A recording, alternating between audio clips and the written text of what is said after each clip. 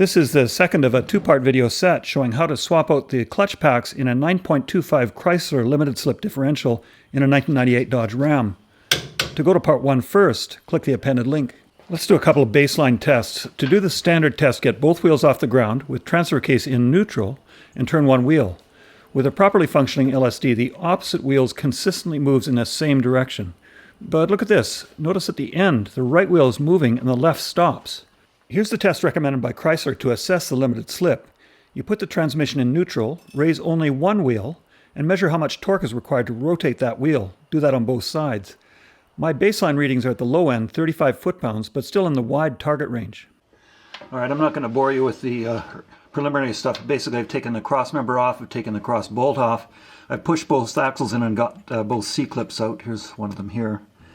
And now I'm going to take the caps off. Now, as you know, we've got them, these are matched, and so they have to go in exactly the same orientation that they come out on, so you can't get them mixed up. No, a previous mechanic has put 2 punch marks here and 1 punch mark there, and I don't see any mating punch marks on the caps yet, but when I take them off, I'm going to have a close look at them and verify that indeed I'm going to put them in, and not going to, when I put them back, I won't put them upside down or on the wrong side. These are 3/4 bolts. I'll do that to the other side as well. So I've set them into the box exactly the way they were oriented. And indeed, we do have those marks here. I don't know if you can see that. There's 2 punch marks here indicating this is top right, and 1 punch mark on that side indicating top left. So we'll just keep them in that order. So now I want to release the preload on the carrier bearings, and I'm going to do it with this tool that you saw me make the last time. I'm going to dial it out 2 full turns on the right. That's counterclockwise 2 full turns on the right, and counterclockwise 2 full turns on the left. And that should make it a little bit easier to get it right when I put it back together again.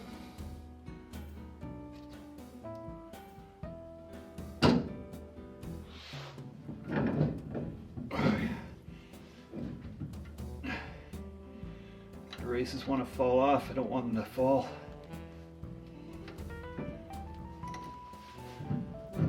There. Okay, I got these clutch plates from Summit, not a sponsor, but I was surprised how fast they are.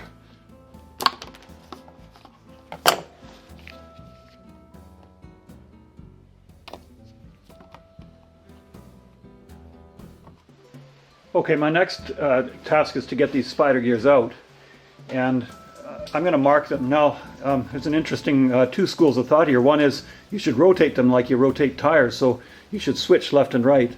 And then the second school of thought would say that these gears have worked themselves into a position where they're working well. Why not just leave it alone? I'm in the latter camp, and so I'm going to mark them and try and put them back in the same orientation. So here's one spider gear and there's the other one, and the top and bottom are the 2 end gears.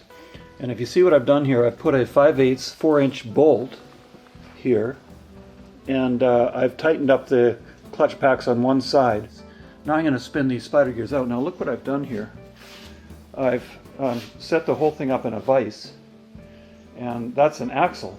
And so the axle is going to hold the end gear steady, and then I'm going to rotate the entire housing, and I'm expecting to see the spider gears just walk out for me. It's working. You see that?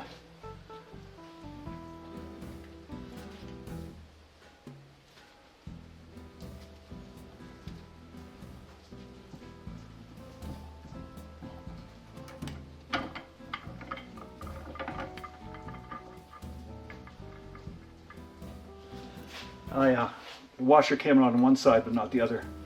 There it is. That was easy. Now let's take the bolt out.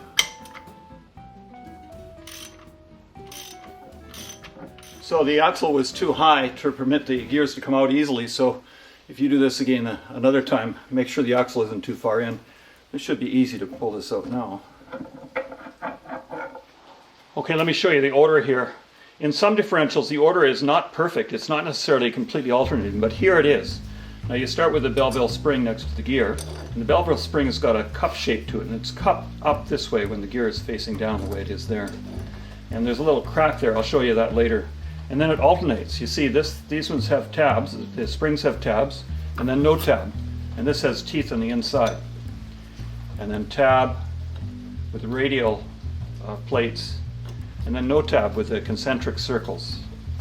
And it goes like that, alternating all the way back. So you have tabs on both ends and the radial circles in the middle. Let's have a closer look at the carnage. These Belleville springs are the heart of the system, providing a baseline preload compression of the clutch packs. When there's a difference in wheel speed between the two sides, extra torque is put on the bevel's side gears, and that pushes the side gears outward, compressing the clutch packs even more. Even though it's not the most effective limited slip mechanism, it certainly is elegantly simple. You can see that there's a crack in the left Belleville washer, but the most dramatic findings are on the right side. Look at this, here's the missing tab from the right Belleville washer. It was trapped there between adjacent washers and clutch plates. You can see it's pretty worn. I suspect this trapped fragment of metal was intermittently pinching and giving variable slip. In retrospect, I think I remember when this happened. About 10 years ago, I was in an underground parkade, making tight turns as I pulled into work. I heard a sharp snapping sound, just a single sound, from the rear of the vehicle, enough to make me wonder what happened. After that, I didn't notice anything, though traction and snore has always been poor. So when I took it apart, I thought the shaft was a little too high, and so I've lowered the shaft a bit. We're now at 3 13/16. Okay, for the next one, I put them all together on the bench, so they're all as one. I'm going to try and put them in all together as one with the clips in place. So wish me luck. We'll see how this goes.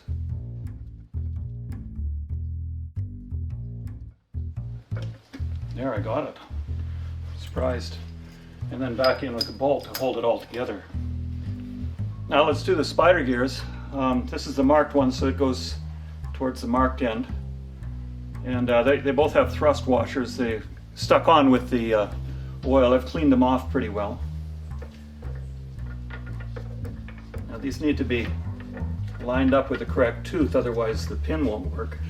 At this stage, I've compressed the right clutch pack with a bolt through the top, but I haven't compressed the left clutch pack underneath because I'm using that space to slide an axle shaft in from below, which allows me to support and rotate the whole thing in a vise. This first attempt with thrust washers on showed it was pretty tight, so I took the thrust washers off and tried again, with plans to slide the thrust washers in later. Well, I'll talk to anybody who's done this, and they'll tell you that putting in the spiders with new clutches in place is the most difficult step. Some guys compress both clutch packs with bolts from either side, and then they somehow tap the gears into place with a hammer and a brass punch. I don't think the idea of pounding on teeth is wise, even with brass. Others put the diff and one axle back into the housing and use a transmission or crosspin to hold the spool, and then they use a breaker bar to rotate the wheel hub, walking the spider gears into place, similar to what I'm doing here. Now I've got the gears into place nicely, with the holes in the crosspin lined up pretty well. Now here's a little hack. Notice that under the vise I used a second pry bar wedged between the wheel studs to prevent the axle shaft from spinning inside the jaws of the vise. I was having so much trouble that I left these little thrust washers in place for the spider gears, and now I'm tapping them in with a couple of brass punches. And I've got the first one and I'll put the second one in. Now just to show you what we're doing here, I've got two bolts, one bolt threaded through that way, this is the nut here, and the second bolt here with the nut on this side. And of course you got to do that in order. I put this one in first. And so I'm squeezing both side gears away to try and give the spider gears as much room to get those little washers in place. And so I've got the first one in, right in here, and it's just about perfect. And now I've got to get the second one in. So I'll just take this spider gear, put it in like this, and then just tap it into place with the brass punch. Actually, look at that, it's just sliding in nicely. Well, I fumbled through this repair pretty easily, but here's a more intriguing idea in the dealer's repair manual. That long forcing screw shown in the lower left is a specialty tool used to compress both clutch packs by mounting a single forcing screw through the one side. You could easily make something like that yourself with a long bolt, a nut, a washer, and some kind of round end plate. If I ever have to do this task again, I'm going to try doing it that way. Okay, before I put the diff back in, I have to clean this up quite a bit, but here's a view you don't often get. You can see there's the wheel speed sensor right there, and the two threaded adjusters are here. You can see the one right here, and this hole gives access to it, but certainly the way I did it was easiest. And they say that the adjustments on the pinion are written in here, but I don't see anything written. Pinion feels fine. Teeth all look fine. So let's clean it up. I've got to clean up the gasket surface, and we'll get this thing back together again.